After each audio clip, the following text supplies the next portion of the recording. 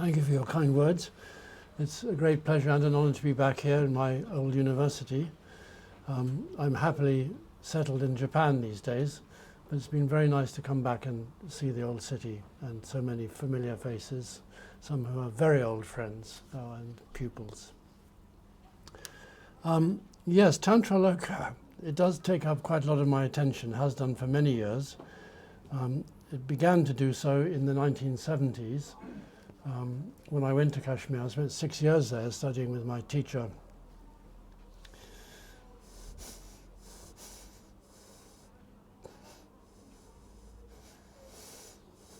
Sorry. Swami Lakshmanju. I feel immensely fortunate that I went there at that time. There are plenty of guru-type figures one can link up with who are going to be an extreme disappointment. If you get out with your money and your virtue intact, you're doing quite well in many cases. Lakshmanju was a saintly man, although I'm not particularly religious myself, and a man of immense kindness and generosity. And I shall never forget my debt to him. Of course, my approach is very different from his. He was in that tradition, and what remained of it, in a very sincere and committed way, whereas I was a nitpicking historian who wanted to get at the details and see change, whereas, of course, these traditions are mainly concerned to homogenize everything and show that everything fits together in a seamless whole. But I could hear the creaking at the cracks, and so I concentrated on those to try and get a picture of the intellectual project of Abhinavagupta, because Abhinavagupta, the author of the Tantrāloka, because he was in fact highly innovative in his way, but like all great Indian authors, he went to enormous lengths to conceal that fact by presenting everything as already there, already implicit in the texts. There's nothing worse than claiming originality in such a tradition. If you come up with your own idea, you're accused of swapagyata, having invented something out of your own head, which is considered not a good thing. So my general approach was to go beyond what I could access through these great classics that were produced in Kashmir in the 10th century and somewhat after that, and to try to see how they came about, what were the materials behind them that led to their present form. And at that time, those materials were simply not known at all. They had disappeared from view. The Kashmirians no longer had access to those materials for the most part. They'd stopped copying them, of course, and when things stopped getting copied, unless you have some state institution which archives everything, things are very quickly lost from view. But fortunately, there is the Kathmandu Valley, which has very good conditions for the preservation of palm leaf manuscripts. And they have a large number of excellent manuscripts in palm leaf from that early period, contemporary with Abhinavagupta or earlier than him. So it was possible gradually to put together the materials which informed Abhinavagupta's Tantrāloka, so that one could see what he was about, how he was using these materials, combining them, devising ways of making one fit seamlessly into the other and so forth, in order to produce a perfectly finished artifact. So I was trying to deconstruct that artifact and see how it was put together, and I'm still doing it now. I'm engaged in a long-term project, I hope it'll be long-term, to edit and translate and comment on the Tantrāloka. And what I'm giving you here is some small part of that. In the first few pages, that's in fact 1, 2, 3, up to 4. Item 1, the verses covered in readings 1 to 8. I thought it might be a good idea to go back over the first verses of the Tantrāloka, which I read in previous readings, 8 previous readings, all of which are available online to my embarrassment. You can see them there.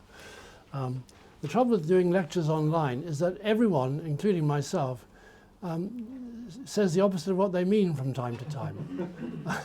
But there it is forever, once appalling blunder there for everyone to laugh at for eternity. So perhaps I should start by admitting one such blunder that I committed in my last lecture when I was talking about the Haravijaya, one of the great Mahakavyas by the Kashmirian author Ratnakara, Rajanaka Ratnakara. And there I said, I think twice in the course of the lecture, that the Titan Andaka was reduced to a cinder on the trident of Durga, not so, or Chandi. It was Shiva's. I don't know why I said that, but somehow it came out that way because I was talking about this hymn to Chandi in that context. I was obsessed with Chandi at that moment, so she pushed Shiva out of the picture, seized his trident, as it were. So let me please correct that. No doubt people have noticed, and if not, they're put on notice that I did do that. Fortunately, it is possible to say, I don't know, or I got something wrong. So now I'm going to read quickly through the opening verses and briefly note what I think were the salient parts of my commentary on those verses, just to get back in the flow. Vimala kala shaya binavashishti maha janani baritetanushcha panchamukha guptaruchir janaka tarubhayayamala spurita bhava visargamayam hridaya manotaramrita kulam mama samspuratat. I pray that in this work the core of my consciousness may shine forth, perhaps shine forth fully, if we give some weight to the sum of samspuratat, embodying the bliss of the ultimate. Now the rest of the verse has a double meaning, and I've separated those meanings by angle brackets. So the first one is metaphysical, or focused on the deities, and he says, so embodying the bliss of the ultimate, which is one with the state of emission that emerges from the fusion of these two, the mother, the goddess, grounded in pure representation, vimarsha, radiant in ever-new creation, and the father, prakasha, all-containing, who maintains the light of consciousness through his 5 powers, born from the emission, this is the second meaning, born from the emission that burst forth in the union of these two, my mother, Vimala, whose greatest joy was my birth, anyway, that's what he says, and my father, Narasingha Gupta, overflowing with bliss. The commentator Jayarata says that the overflowing with bliss, Bharitatanu, is common to both, Ubhayashesha. So it's not just that he was blissful, they were both blissful. So this is a reference to Kaula union between his 2 parents. And he's alluding to the doctrine that those who are born in the bliss of Kaula union with the properly orientated awareness produce offspring that are already, as it were, potentially enlightened at birth. Such offspring are called yogini bhu, those born from a yogini.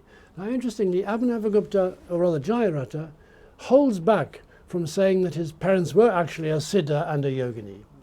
He calls them siddha yogini praya, almost but perhaps not quite, siddha and a yogini. So he is almost but not quite a yogini bhu, therefore. Yeah. But Jayarata gives him the benefit of the doubt. Yeah. So what's happening in this verse? It's a surprising verse because a benedictory verse of this kind at the beginning of a work traditionally invokes the Ishta Devata of the author, or at least a deity which is appropriate to the subject matter. So Ishta Devata that is samuchita for the context, appropriate to the context. And yet no deity is mentioned in this verse. Actually there is a deity here, but she's veiled. You have to understand the details of the metaphysical system to realize he's referring to the goddess Kala Samkarshini, who stands as a 4th goddess, transcending the 3 that define the Trika system, which is the system taught in the Tantrāloka. So we have these 3 goddesses with the uninspiring names superior, intermediate, and inferior, Para, Para, Para, and Apara. And then you have the goddess Kala Sankarshini, the destroyer of time, who was a very big figure in the Kashmirian religious firmament for several centuries. And I'll come back to that at the end of this lecture.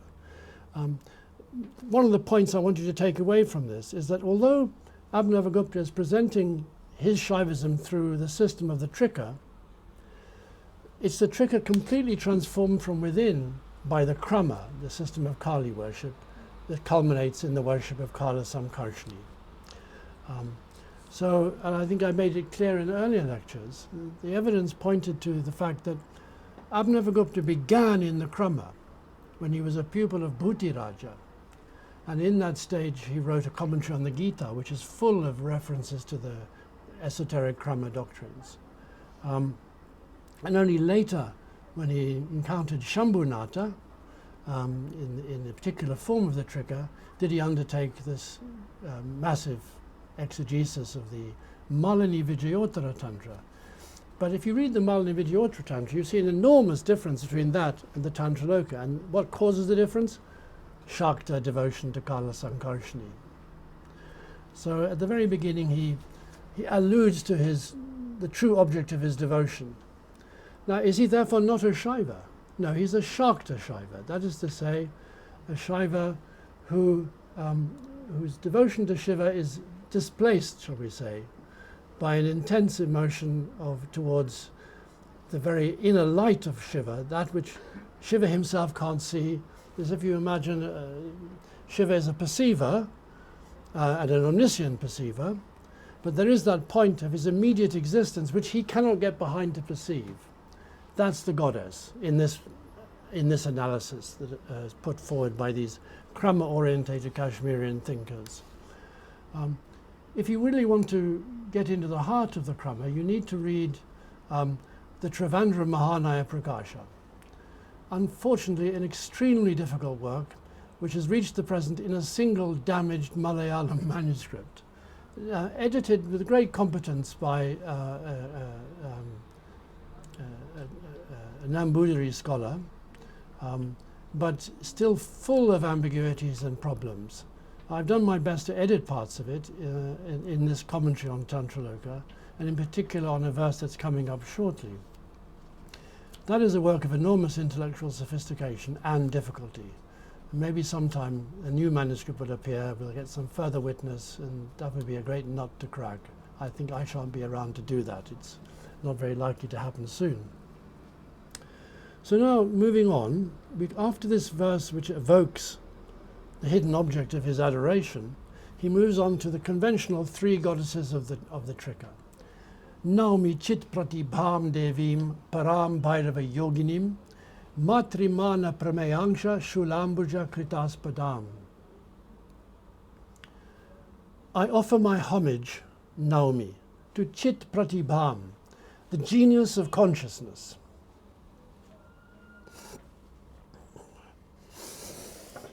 The goddess Para, Devim Param, or the supreme goddess, Devim Param, it's ambiguous. Bhairava Yoginim, who is one with the nature of Bhairava, identical with him, in the very heart of his being, Bhairava Yoginim, inseparable from him. Matrimana Prameyangsha Shulambuja Kritaspadam, who has taken up her position, who is enthroned upon Kritaspadam, the lotuses, Ambuja, on the prongs of the trident, Shula Ambuja, which are Matri, Mana and Prameya, the perceiver, or the cognizer, cognition, and the objects of cognition. Now this is something fundamental to the mature Trika, as expounded by Utpaladeva and subsequently by Abhinavagupta. The triad that gives the Trika its name was originally not this, but Shiva, Shakti, and Nara. The idea of these three fundamental categories, Shiva, his innate power, and individual centers of consciousness.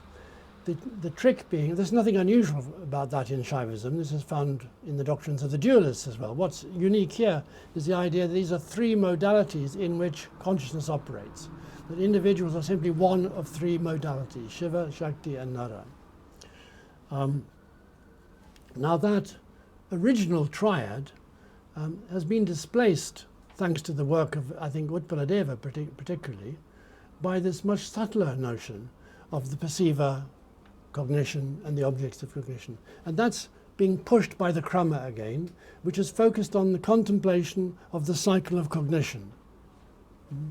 Its inner subjective aspect, its external objective aspect, and the beda in between, the duality come non-duality of the field of awareness.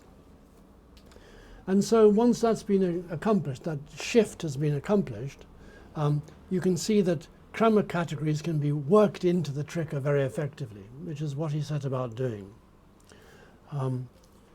So the first verse there portrays the mandala, the signature mandala of the trika, which is indeed a trident at the center of a square enclosure, with 3 lotuses on the tips, with the 3 goddesses sitting on those lotuses.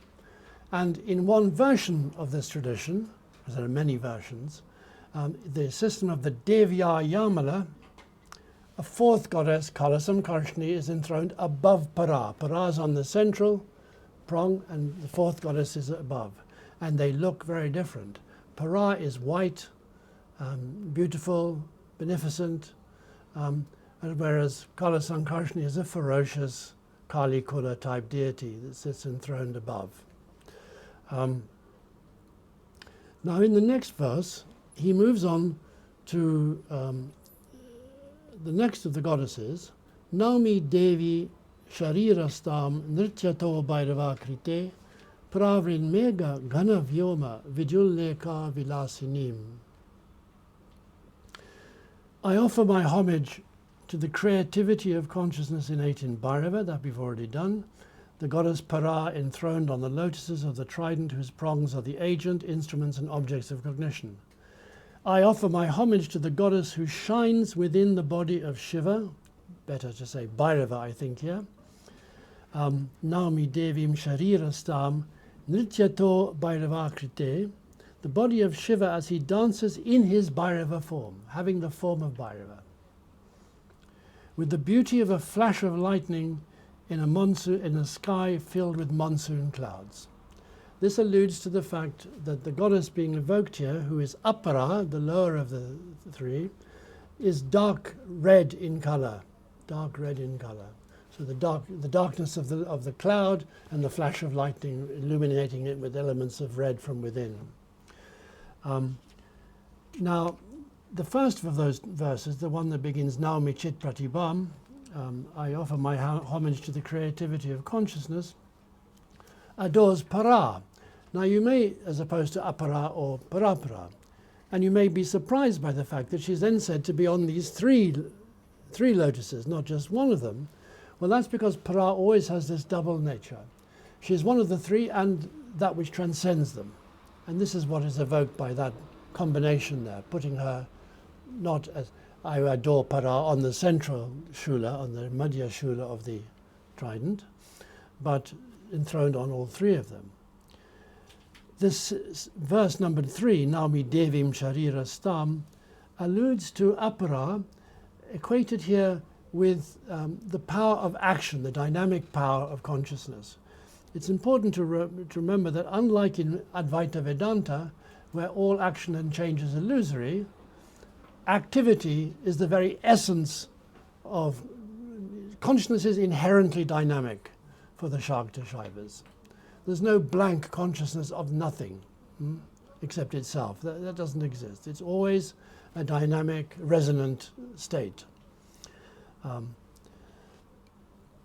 so here we can say that the first goddess, Chit Pratibham, is being equated with what I call, for want of a better expression, pre-cognitive impulse, the pre-cognitive impulse. The idea is that there's cognition and action, the 2 modalities of consciousness, but before cognition arises, there's a kind of creative upsurge, which is referring to here as Chit Pratibha. Sometimes it's called Unmesha, the awakening, the opening up of the eye of consciousness, as it were. Nothing concrete yet, just on the point of expansion into plurality. So the first in the second verse, Naomi Chit Pratibam, is adoring the goddess in her modality as the perceiver, cognition itself, the cognizer, in this precognitive phase before there's any concrete cognition. It's by virtue of this that we have the universe from the Shaiva point of view. It's this endless creative imagination which produces the universe in consciousness in the plurality of subjects. So the second takes us down to Apara, who dances inside the body of, who is inside the body, Sharirastam, of dancing Bhairava, with this dark red color. The next verse takes us to Jnana Shakti, the power of cognition. Deepja Jyotish Chata Plushta, Beda Bandha Trayam Spurat, Stat Jnana Shulam Sat Paksha Vipakshot Kartanakshamam. Now, interestingly, instead of addressing the goddess here, he addresses the Jnana Shulam, the trident of knowledge, which is the embodiment of the goddess as the power of cognition. And what he's saying here, we have a parallel verse in another one of his works. What he's saying here is that it's his state of enlightenment that he experiences in himself, which he is appealing to here. So his own, the Jnana Vajra of his own awareness. Deepja Jyotish Chata Plushta Beda Bandhataram Spurat Stat Jnana Shulam Sat Paksha Vipakshot Kartanakshamam. I pray that the radiant trident of knowledge that has already burnt away in me the three bonds of duality with its blazing floods of fire may now enable me to remove in you all views that stand in the way of the one true awareness. So it's an appeal to the Jnana Shakti as embodied in his own experienced state, which he hopes will serve to clear the way for others. Now that also alludes to the philosophical nature of this tradition. Arguments serve to dispel illusions. And that's why he says, Sat Paksha Vipakshot Kartanakshama, may it be able to excise, to cut away all those points of view which oppose the true point of view, the true perception. So philosophy has its role, but as the handmaid of direct experience, not as an independent value in itself. So now in the next verse, having covered those three, perhaps I should point out here that one of the notable absences here in this account of the three goddesses, reference to the three goddesses, is any explicit reference to their visualized form. Iconography has been pushed right into the background here. It just so happens that the goddess Para is white, Parapara is red, and Apara is dark red or blackish red, or reddish black, should I say.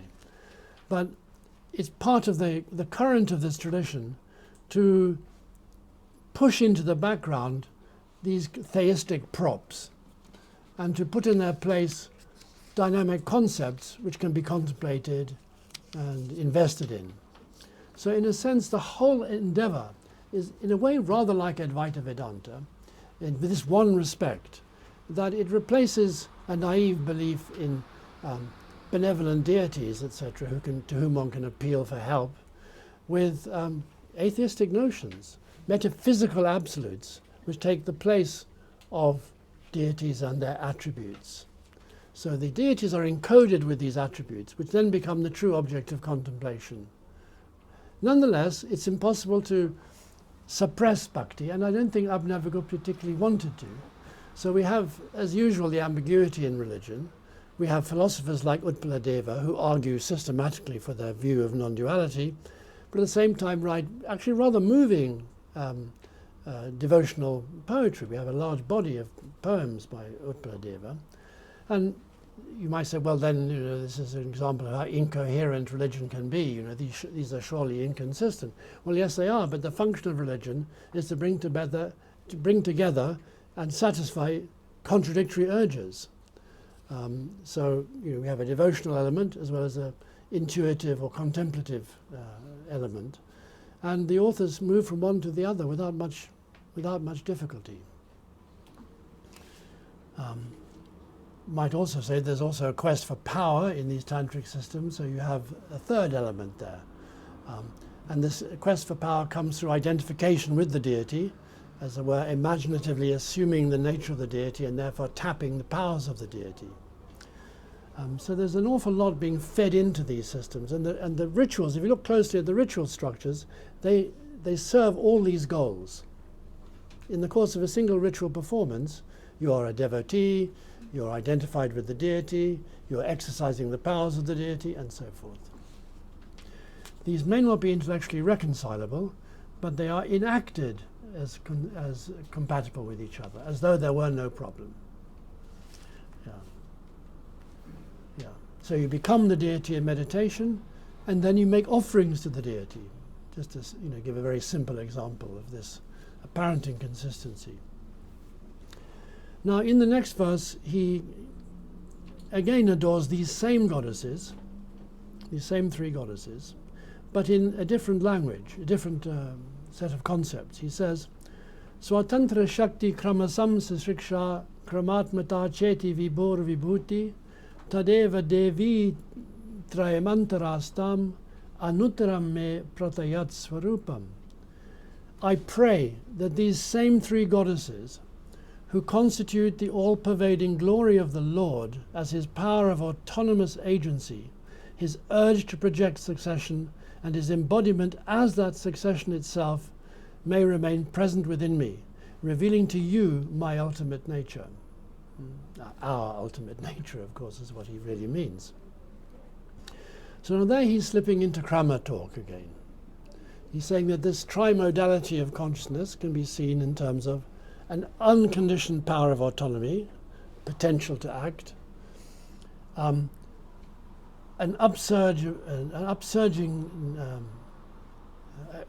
rising urge to manifest succession, krama samsasriksha, and then embodiment of consciousness as its own objects, becoming objective reality.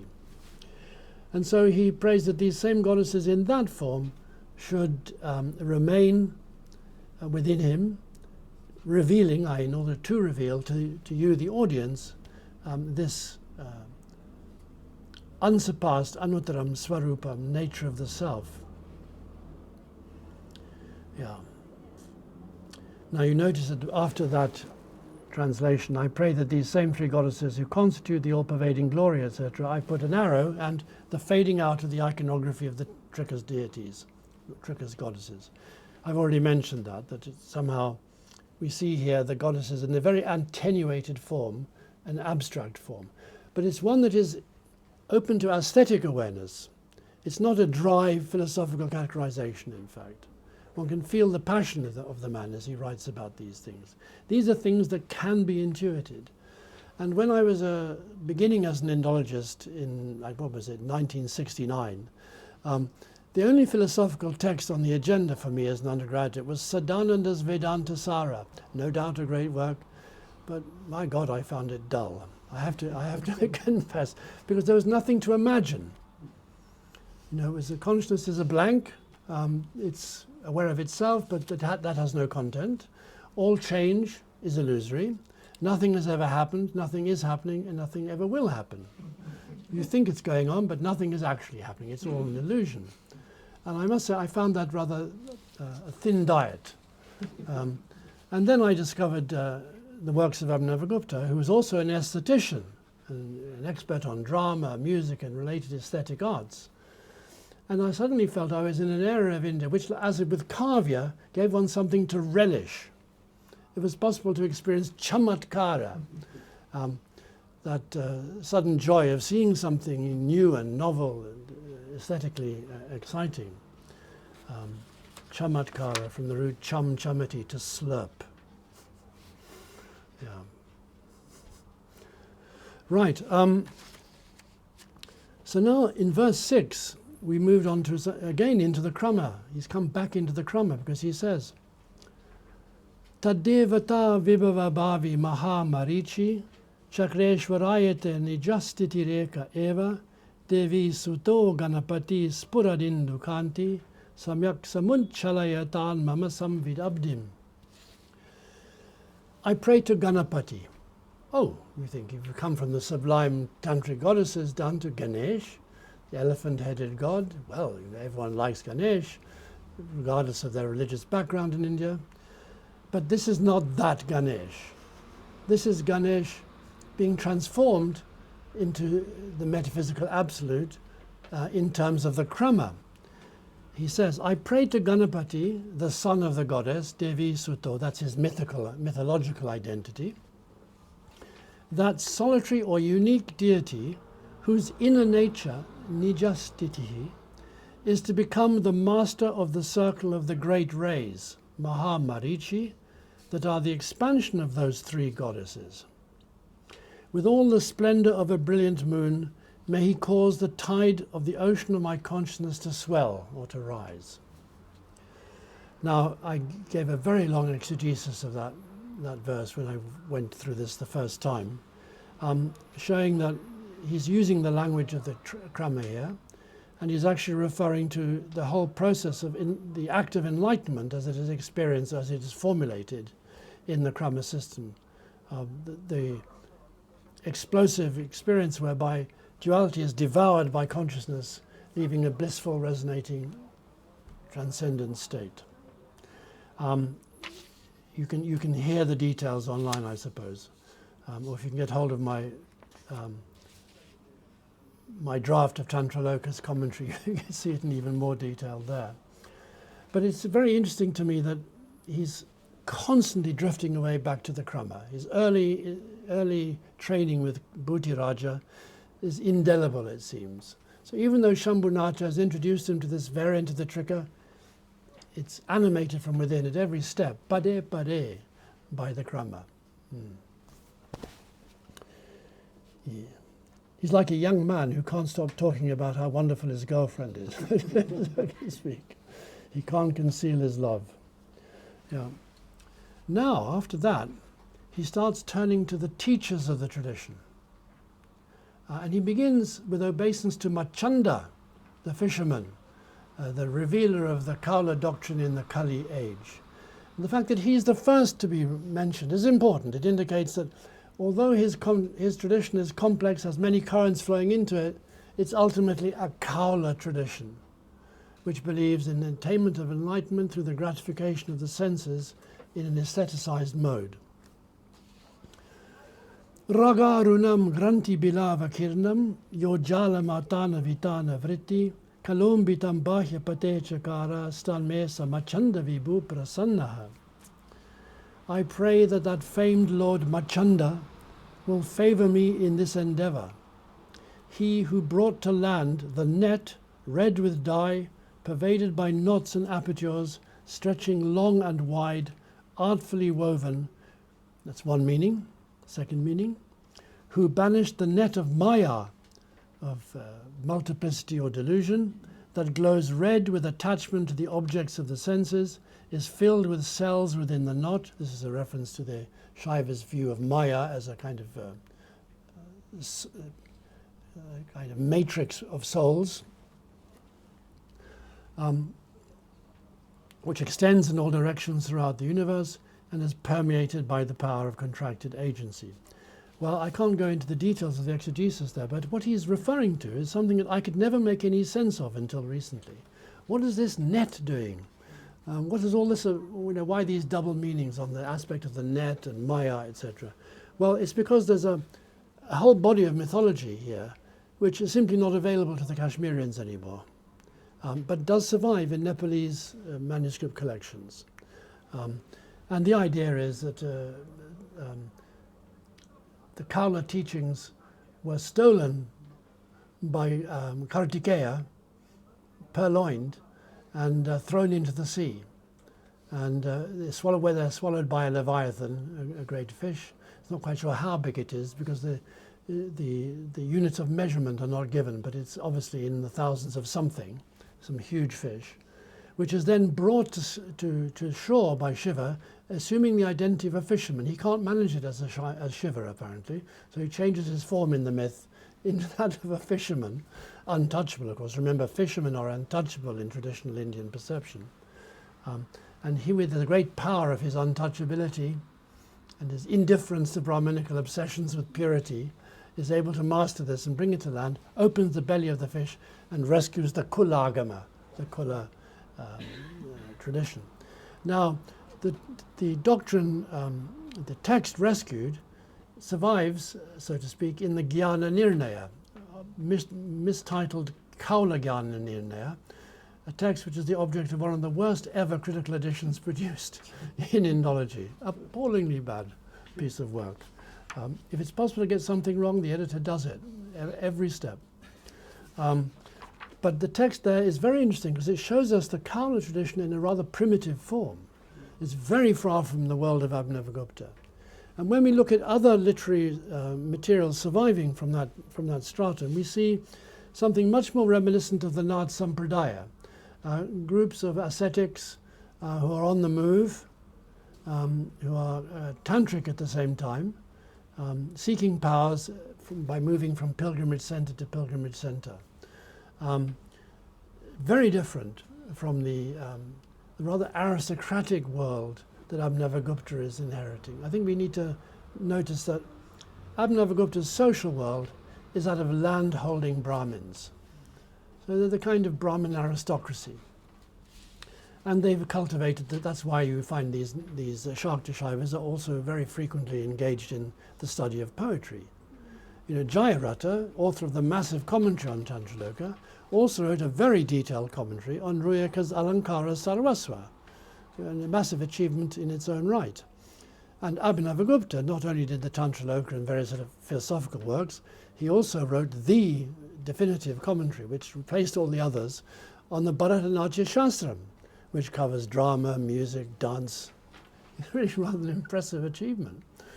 So he comes from a very cultivated world, rather different from the rather wild and woolly world that you see in descriptions of the early Kaula texts, where we have these wandering ascetics belonging to different clans, having initiatory names, trying to encounter yoginis in sacred centers in the hope of receiving from them secret transmissions. A very different cultural world. So after having addressed his devotion to Machanda, he then turns to what one might think is a very different world of the Trayambaka Santana, or Trayambaka Matika, the lineage known as Trayambaka, which goes back to a figure, Triambaka, which is said to be the source, who is said to be the source of the non-dualistic tradition of these Shaivas. Essentially the Trika, in its non-Kaula form, which doesn't mean that those who followed this form of the Trika were not Kaulas. It's just that they make a distinction between what they call the Kula Prakriya and the Tantra Prakriya. The Kula Prakriya is the full-blown Kaula tradition. The Tantra Prakriya is an ordinary tantric procedure, much more ritualistic, which uses the same deities but doesn't require the same transgressive and ecstatic elements that you see in the Kaula tradition. The Kaula tradition goes back to an ancient prototype which we see among the Kalpalikas, where the emphasis is upon inducing states of blissful possession. This is the big difference. Very far from the world of the Shaiva Siddhanta, the Siddhantikas, where where their consciousness is male, impenetrable.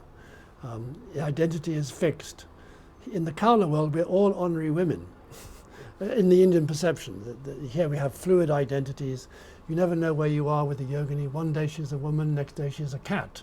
These are shape-shifting entities. And there's a lot of fear of women in that and the power that they embody for that very reason. So, supreme are the gurus of the Trayambaka lineage. Trayambaka bihita santati tamra parni sanmauktika prakarakanti vishesha bhaja purve jayanti guravo guru shastra sindhu kalola keli kalalamala karna dhara. Supreme are the gurus of the Trayambaka lineage.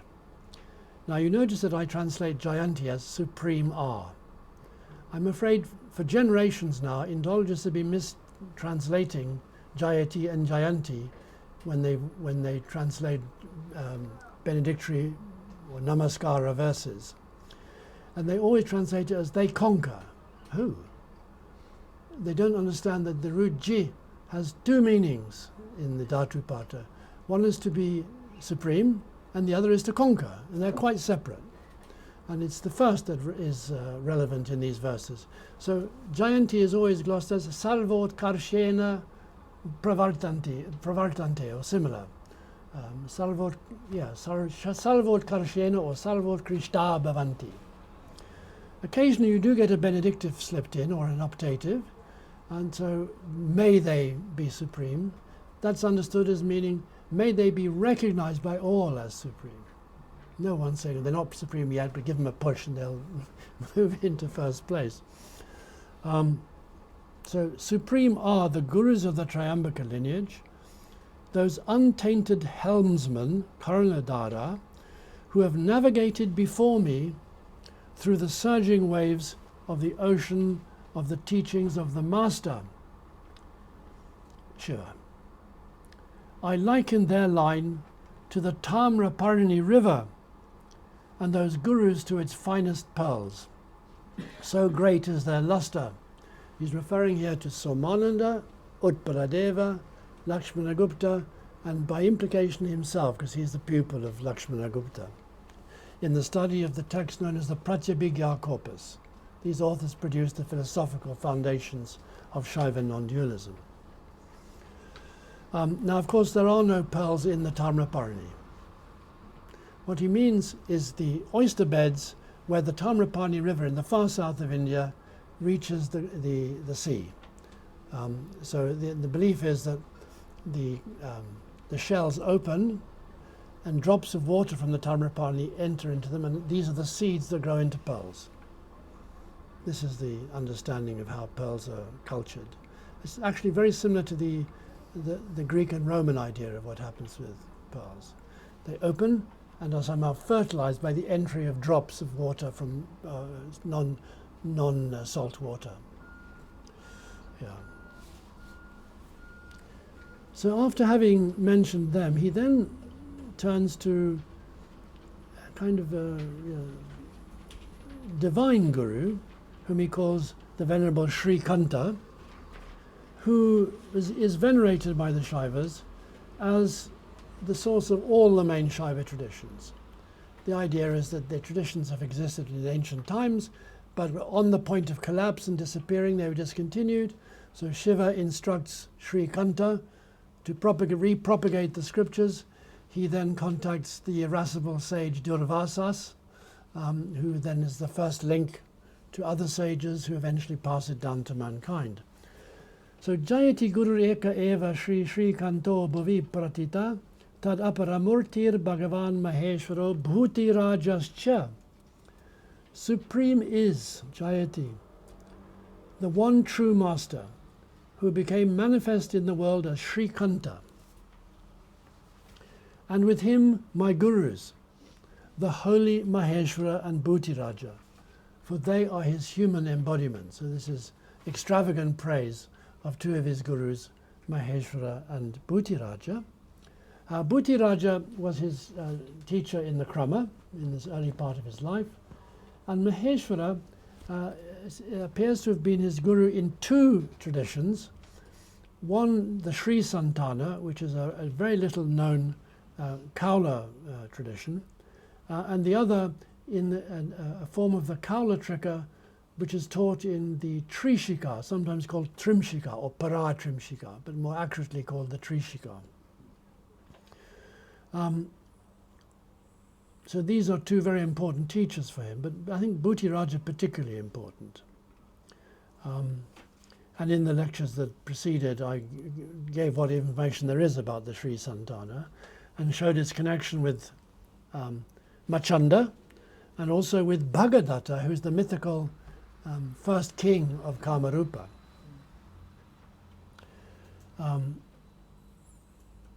So then there was a very long discussion, it lasted at least one lecture, on the background of the Kaula Trika in Kashmir, and I introduced the fact that the Kaula tradition is divided into separate amnayas or transmissions with different deities. There are four of them, four amnayas, four traditions, or four transmissions, and they are distinguished by the four directions, so eastern, western, southern, and northern. And it's a sort of artificial classification. The directions don't matter in the slightest. What matters is what is contained within each. And I showed that the Kaula Trika of the Kashmirians is very closely related to the first, which I argue to be the earliest of these Kaula traditions, which refers to itself as the Purvamnaya, the Eastern tradition. And the information on that Eastern tradition comes not from Trika works, actually, but from a second wave of Kaula writing, which calls itself the Paschimamnaya, the Western transmission, and claims to be the original, and says that the Purva is simply a mirror image of itself. It's actually the other way around. It's quite clear from many indications that Purva came first, and then the Paschima came along afterwards, and cannibalized the Kaula scriptures of the Purvamnaya, and then added their own deity, who was the goddess Kubjika, goddess of a long history, a very successful history. So the question, after having shown the connections between the Purvamnaya and the Kaula Trika as expounded by Abhinavagupta, I asked a question which you see on your handout on page 3, is the Purvamnaya then the Kula system of the Trika under another name? Are they just simply the same thing? And I say there that I think not, because while Abhinavagupta's account of his Kula system's pantheon of Siddhas closely approximates that of the Purvamnaya as presented in the Paschimamnaya's sources, the material that is common to the three sources does not include all the signatures of the Trika.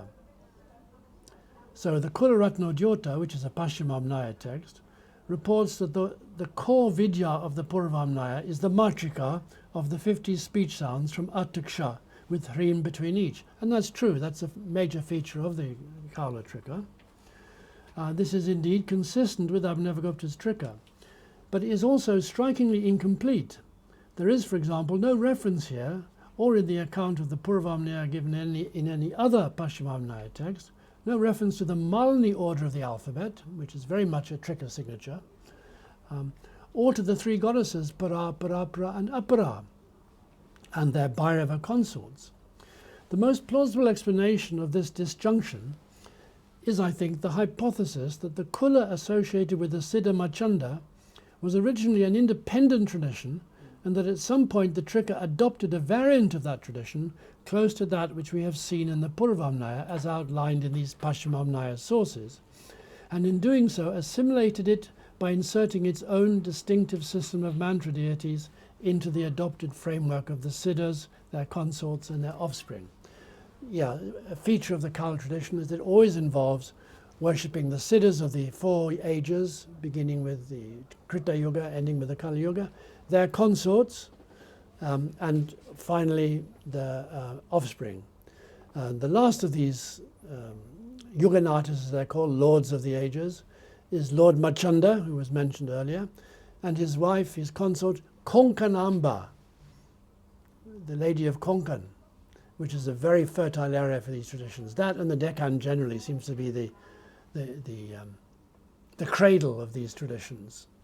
They reach Kashmir and various other regions, but Deccan seems to have been extremely fertile for these traditions. And to some extent the coastal strip for the Konkan. So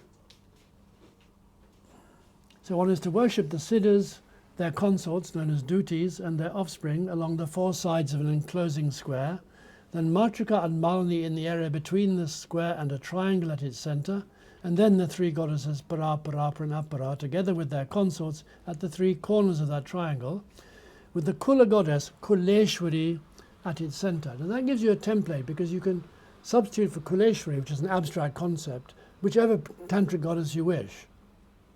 She can be put into that slot. So that opened the way to the diversification of the tradition. Yeah.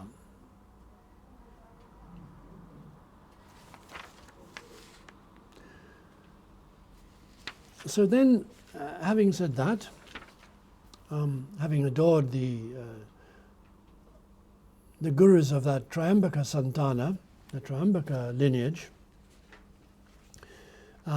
and Sri Kanta as a kind of appendage to them, he then turns it back again to the deity, to the gurus of this tradition, the Triambaka Santana, saying, Sri Somananda Bodha Srimad Utpala Vinisrita Jayanti Samvida Moda Sandarbha Dikprasarpina Tada Swada Bharavesha Bringhita Matishat Padim Gurur Lakshmana Guptasya Nada Samohinim Numaha.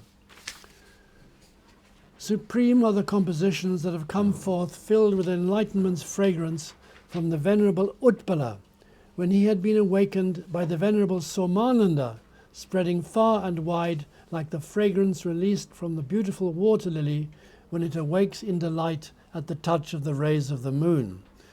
That's accomplished through double meanings. It's a rather elegant verse. So he returns once more to praise that corpus of texts on which he wrote very important commentaries. Abhinavagupta wrote very important commentaries on the Ishvara Pratyabhigya Karika, his Ishvara Pratyabhigya Vimarshini, and on the Vivriti, the long commentary, which is now lost, unfortunately, in most part, much does survive in marginalia, his Utpaladeva's Ishvara Pratyabhigya Vivriti, on which Abhinavagupta wrote a massive commentary, the Vivriti Vimarshini, which does survive and is quite well transmitted, in fact. Yeah. Showing that in spite of the very inauspicious conditions under which Shaiva culture had to survive in the medieval period, a high level of learning was maintained by the Pandits. Even though the manuscript tradition diminished to a trickle, nonetheless what we have is remarkably well transmitted. Some things have been lost altogether. There were extensive episodes of book burning and whatever. So I sometimes have the feeling, looking at manuscript transmissions, that everything we have is descended from one exemplar. The tradition, we're lucky to have that. One got through the pipe, as it were, and came into more auspicious periods for the Hindu culture there, where they were able to reboot the tradition to some extent. But of course, much was lost along the way. Particularly the world of ritual, which has largely receded into the background. Now he turns to his father, for whom he uses his affectionate name, his Loka Prasiddha name, rather than his proper Brahmanical name. His proper Brahmanical name is Narasingha Gupta, but his Loka Prasiddha name, his popular name, is Chukulaka, which is, the meaning of which is somewhat puzzling. Chu is 4 in Kashmiri, and Kula is probably Chukalaka rather than Chukulaka. The manuscripts vacillate on this point. But it means either 4 granaries, in which case it might be allusion to the wealth of the family, which was well endowed during the reign of Lalitaditya of Kashmir, or it could be a reference to his miserliness if you take Kala in its other meaning, which is, what do we call it, oil cake, you know, which people survive on or try to survive on during famines. So 4 oil cakes, that described his Christmas dinner, right? Maybe Diwali feast. Yeah. So he turns to him, and it's interesting that he inserts him after all. He says, Ya Purnananda Vishranta Sarva Shastrartha Paraga Sa Shri Chukkalako Dishyat Ishtam Me Gurur Uttama. Immersed in all-embracing bliss and master of all learned sciences, may Chukala, the most venerable of my elders, grant me my heart's desire. Now that comes as a surprise. Surely it should be one of his spiritual gurus. Well, it turns out that although Chukala was an initiated Shaiva, in fact he was the disciple of Bhutiraja, which fits my theory that Bhutiraja was educating Abhinavagupta in Abhinavagupta's youth.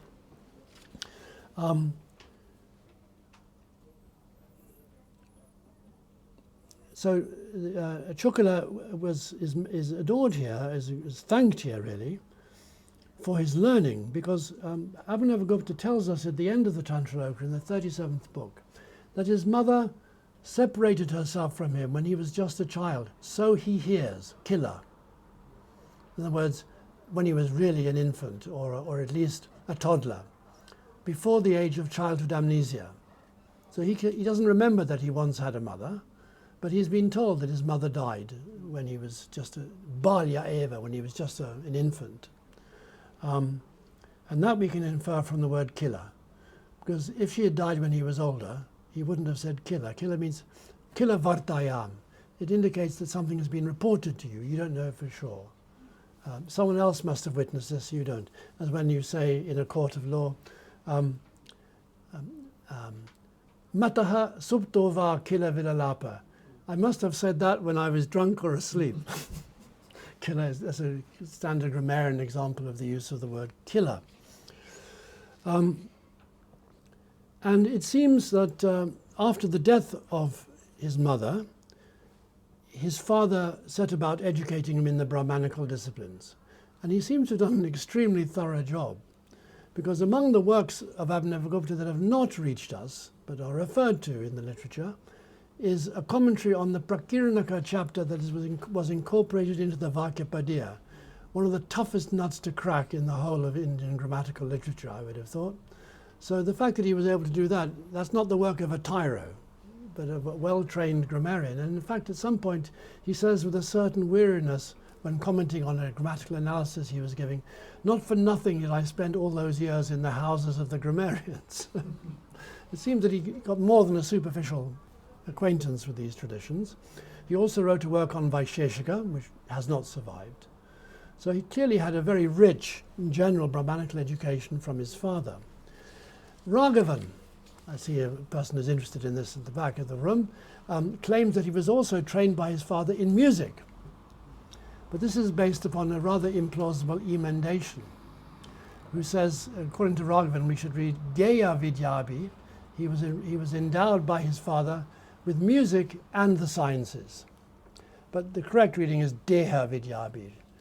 He thanks him for providing him with his incarnation, which is the son of his father, and learning.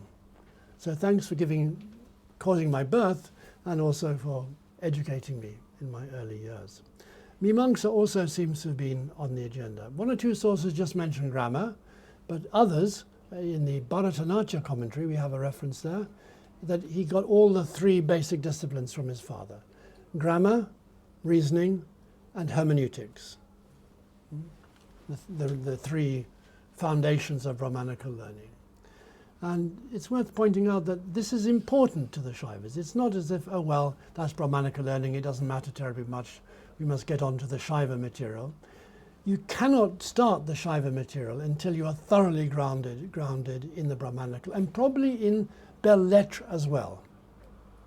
That was clearly the case in Abhinavagupta's case. He says that he started with the basic disciplines, and then suddenly he was seized by love of literature and investigated his efforts invested his effort in that. And then miraculously he was seized by intense devotion to Shiva, and he's never looked back since then.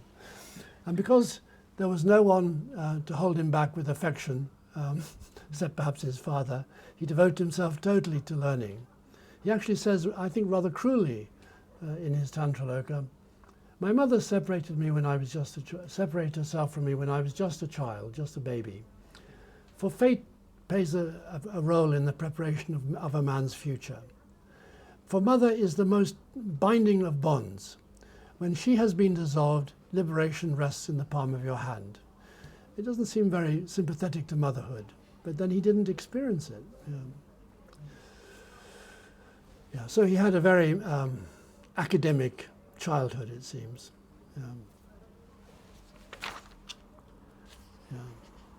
Now,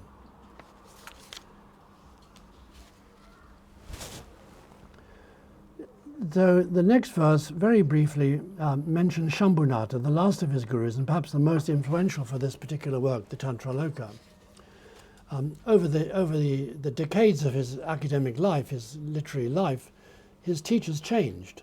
And so in different works he adores different persons. He adores the person most relevant to his education at that time. So here I pray that Shambhunatha, my unprecedented, unique guru, may reign supreme with his consort Bhagavati.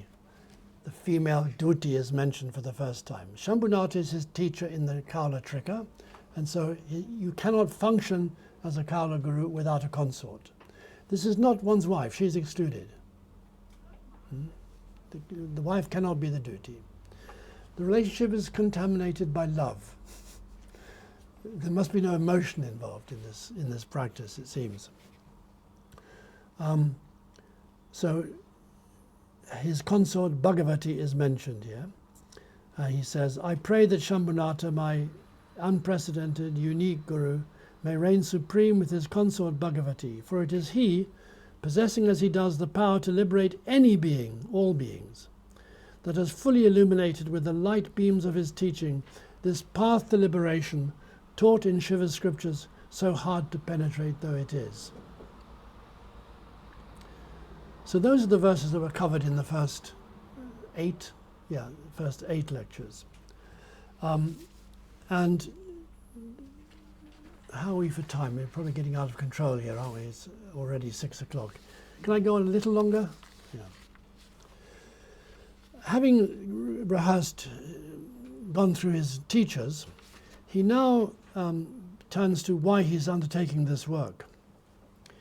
In verses 14 and following, Santi padatayas chitra sruto bhedeshu bhuyasa anutara shadardarta krame tuekapi nekshyate ityalam bahusha sadbi shishya sabramacharibi artito rachaye spashtam purnartam prakriyam imam. There exist padatis in abundance and of various kinds for each of the other currents of Shiva's teachings. But for the ultimate system, the teachings of the Trika, we find not one. So fervently requested many times by my devout disciples, he was the most reluctant teacher, it seems, and the disciples of my teachers, I shall now compose this explicit and comprehensive treatise, almost with a groan. He does say he didn't want to teach anybody, but people got their foot in the door, and once one was in, then others followed. But it was a small coterie. He names them at the end of Tantrāloka. Strangely, the list doesn't include the name of Kshemaraja. Maybe he came along a bit later. Now, the Tantrāloka, what kind of text is it? Well, it's a padati, is the first answer. And I've given you there on page 5, the first item, a definition of a padati, edited from manuscripts of Bhatta Ramakanta's Sarda Trishati Kalottara Vritti. It's a very useful definition, I think.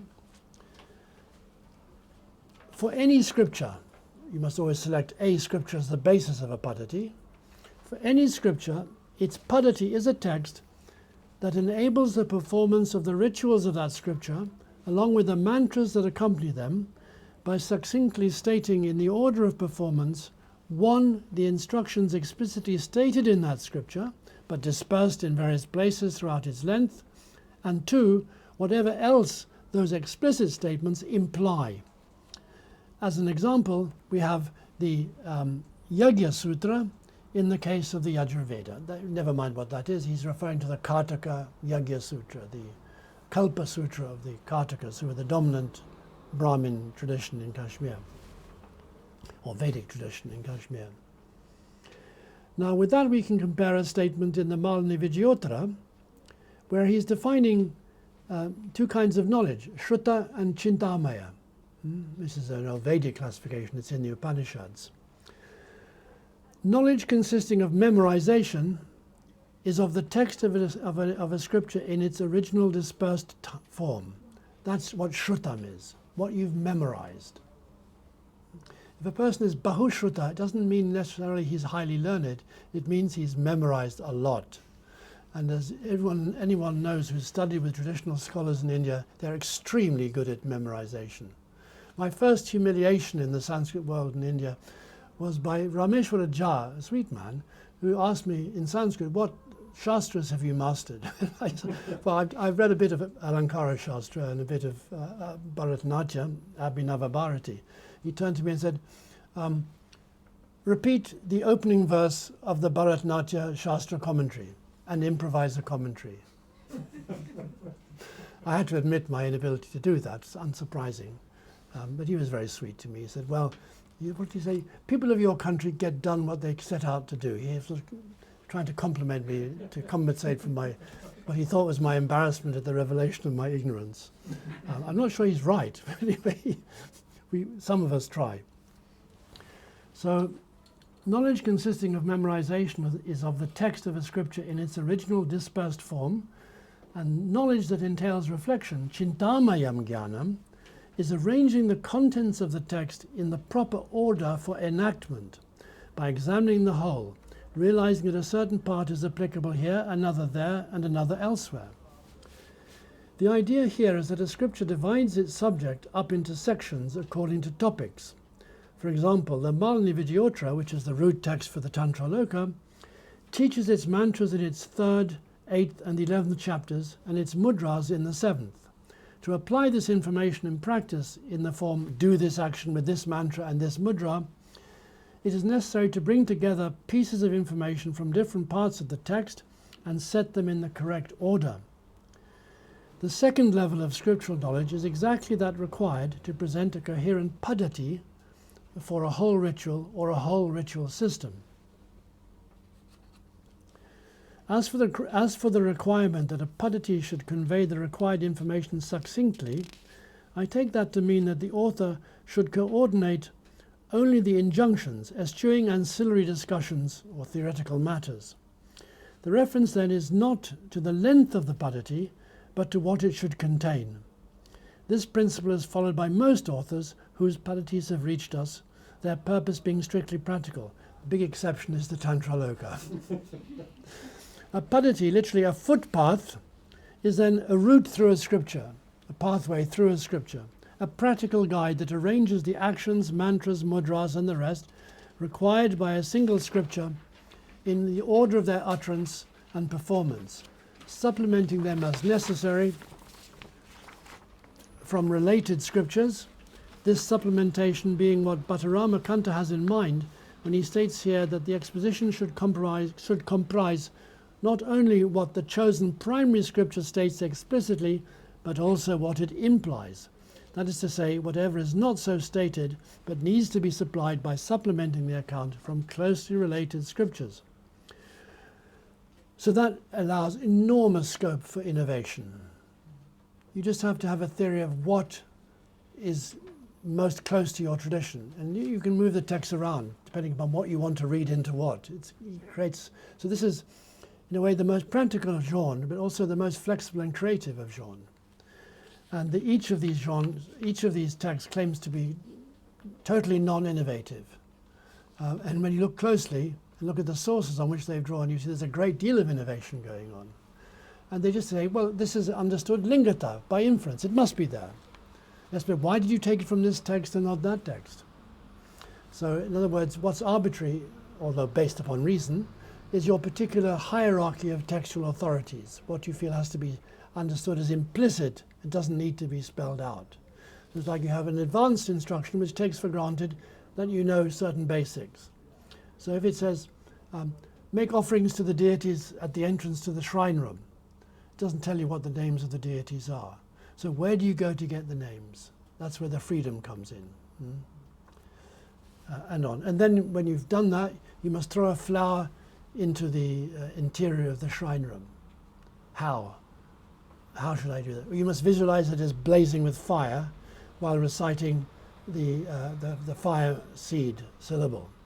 And then how do I throw it in? Using the Naracha mudra, using a particular position of the fingers. And what must I do after I've thrown this bomb into the shrine room? It's designed to drive out all malevolent forces. You must quickly turn to one side so that that the malevolent forces can leave, and then you seal the space. So all these informations are required, but they're seldom spelt out in detail. So you can see the great freedom for changing and modifying these traditions, depending upon which particular tantras at particular times are influential and fashionable. Yeah.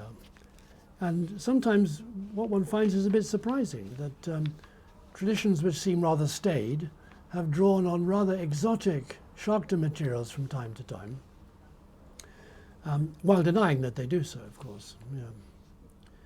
Yeah. Now, at first sight, the reader may find that the Tantrāloka, this is the second paragraph on page 6, is not a paddhati in this sense.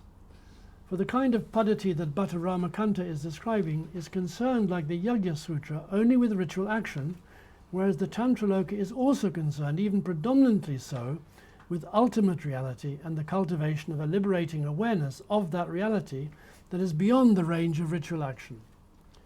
It is then very much more than a paddhati in the usual sense of the term, as envisaged by Bhatta Ramakanta, and exemplified in all the paddhatis that I would have mentioned if there were time. Nonetheless, very different though it is from all of these in intellectual brilliance and spiritual intensity, it is indeed a paddhati. Firstly, it gives an ordered account of the teachings of a particular scripture, differing from the familiar pattern only in covering not only the tricker's rituals, but also subtler forms of practice, meditative and contemplative, and in informing all this with an unusual richness of analysis that seeks to explain how every aspect of this system of prescription, including the tricker's rituals, is sustained by a single coherent vision. And secondly, it supplements the teachings of that scripture by drawing on others wherever Abhinavagupta has deemed that necessary, following the principle of maximal proximity in descent. That is to say, drawing for supplementation when his primary scripture lacks sufficient detail, first on other scriptural texts of the tricker, resorting to scriptural sources ranked lower in his perspective only when there is no alternative, and so on down to the Vedas.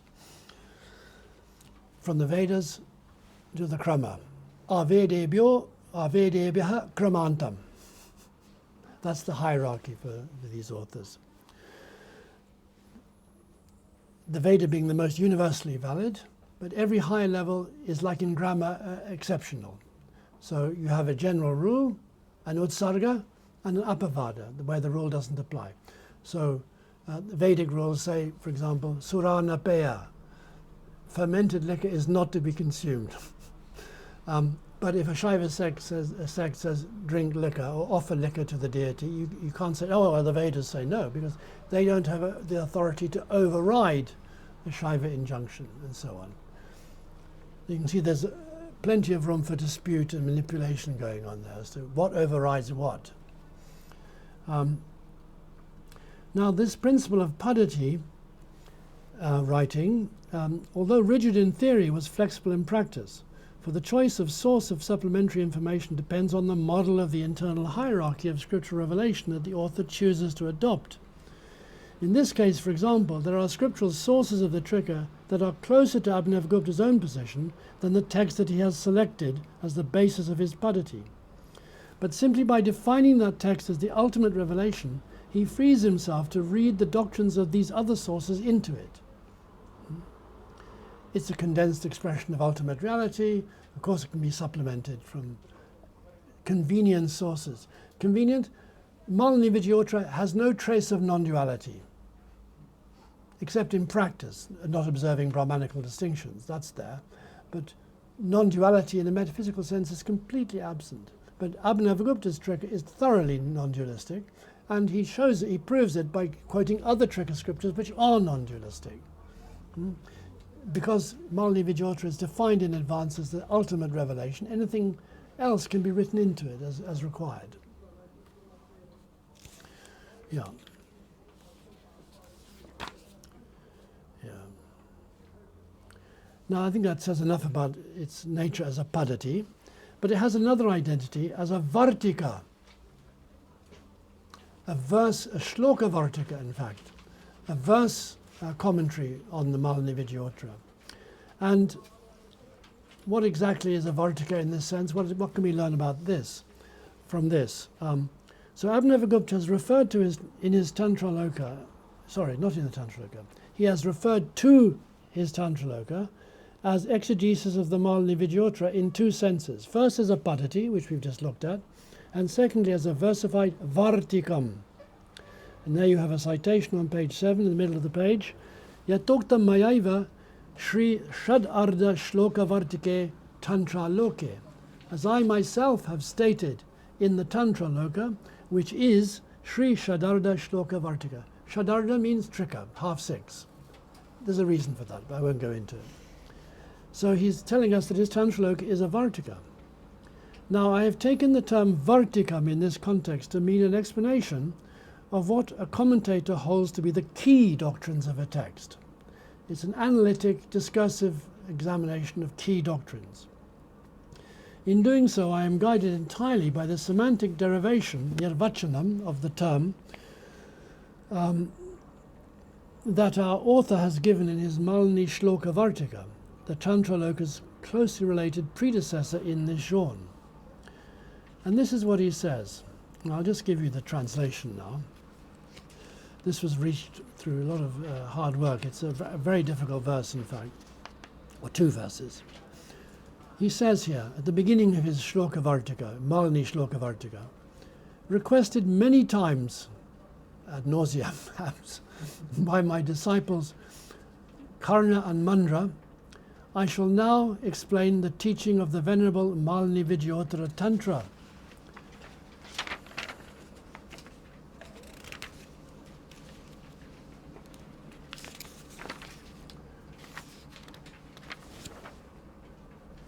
The term Vartikam is a secondary derivate formed from Vartaha, a primary derivate of the verbal root vrit, to speak, to declare, to relate, to explain. The term Varta is to be construed in this derivation as meaning explanation, Vartanam, explanation of how we should understand the connection of expression and meaning in key statements in various parts of the text, kvachit kvachit, selected by passing over the rest, itara tyagat, following a criterion of relevance, auchityena. And the word vartikam is derived from it, varta, by the addition of the suffix tak, ika, in the meaning tasmin sadhu, good for that. It's a typical tadita derivation formula. The term refers then to a treatise, a shastram, that effectively carries out such explanation. Now the interesting thing there, apart from reminding oneself and others that the root vrit is listed as a word meaning to say, and is very commonly used in that sense, vartayati, relates. Apart from that, the interesting thing here is auchityena itara tyagad, by omitting the rest on the basis of a principle of what is appropriate. So now that means he can do what he likes with the text pretty much. What he considers to be important, he discusses, and what he doesn't consider to be important, he neglects completely. Now what does he neglect? And there's a big hole here. The Malini Vidyotra is basically a text on Shaiva Yoga.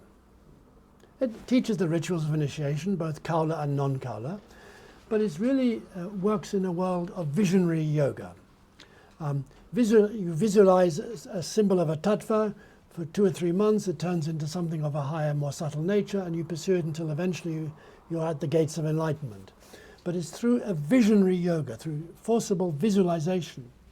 All that is dropped, even though it forms a very large part of the Malini Vidyotra. What's left in the Tantrāloka is ritual and gnosis and knowledge. So the first bit you might want to skip, but no, actually he makes it very interesting because in his view, effective ritual is a kind of knowing. And he encodes ritual with knowledge in order to make this work. But you can see that in a way, yet again, he's moving the system in the direction of Brahmanical householder culture, the combination of knowing and doing without any of the exotic visualization stuff in cremation grounds and so forth. He's, in a way, shifting the social context of the whole tradition. You know, I mentioned earlier that it moves in. His tradition has moved from the cremation ground into the courtly atmosphere. It's, or if you like, the bedroom also, but not the cremation ground anymore.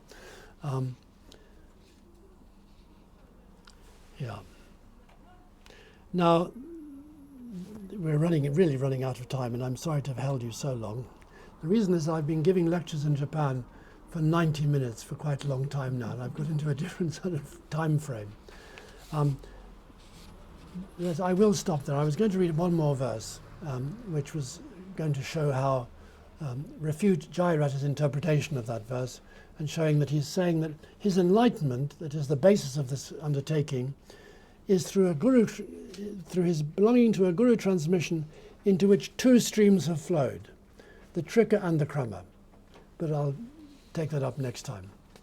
Okay, thank you very much. I'm sorry there was so much there.